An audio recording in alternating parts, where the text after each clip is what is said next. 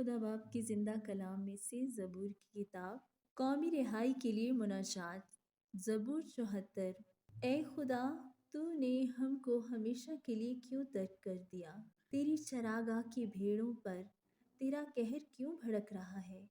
اپنی جماعت کو جسے تو نے قدیم سے خریدا ہے، جس کا تو نے فدیہ دیا تاکہ تیری میراث کا قبیلہ ہو، اور کوہ سیون کو جس پر تو نے سکونت کی ہے یاد کر۔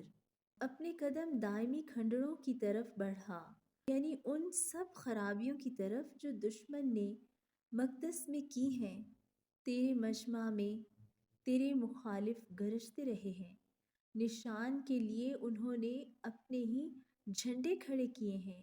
وہ ان آدمیوں کی مانند ہیں جو گنجان درختوں پر کلہاڑے چلاتے ہیں، اور اب وہ اس کی ساری نقش کاری کو اور ہتھوڑوں سے بالکل توڑ ڈالتے ہیں۔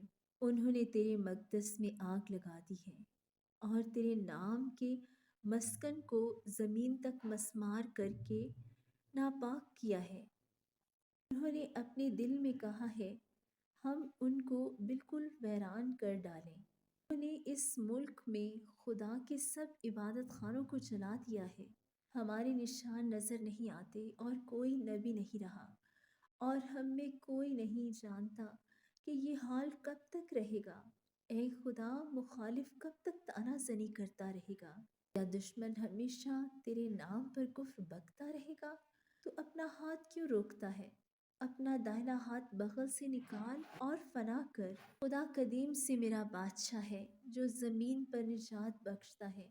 تو نے اپنی قدرت سے سمندر کے 2 حصے کر دیے۔ تو پانی میں اژدہاؤں کے سر کچلتا ہے۔ تو نے لیویاتان کے سر کے ٹکڑے کیے، اور اسے بیابان کے رہنے والوں کی خوراک بنایا۔ تو نے چشمے اور سیلاب جاری کیے۔ تو نے بڑے بڑے دریاؤں کو خشک کر ڈالا۔ دن تیرا ہے، رات بھی تیری ہی ہے۔ نور اور آفتاب کو تو ہی نے تیار کیا۔ زمین کی تمام حدود تو ہی نے ٹھہرائی ہے۔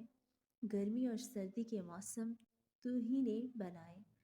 اے خداوند، اسے یاد رکھ کہ دشمن نے طعنہ زنی کی ہے، اور بیوقوف قوم نے تیرے نام کی تکفیر کی ہے۔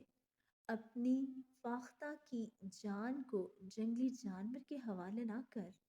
اپنے غریبوں کی جان کو ہمیشہ کے لیے بھول نہ جا۔ اپنے عہد کا خیال فرما، کیونکہ زمین کے تاریک مقام ظلم کے مسکنوں سے بھرے ہیں۔ مظلوم شرمندہ ہو کر نہ لوٹے، غریب اور محتاج تیرے نام کی تعریف کریں۔ اٹھ اے خدا، آپ ہی اپنی وکالت کر۔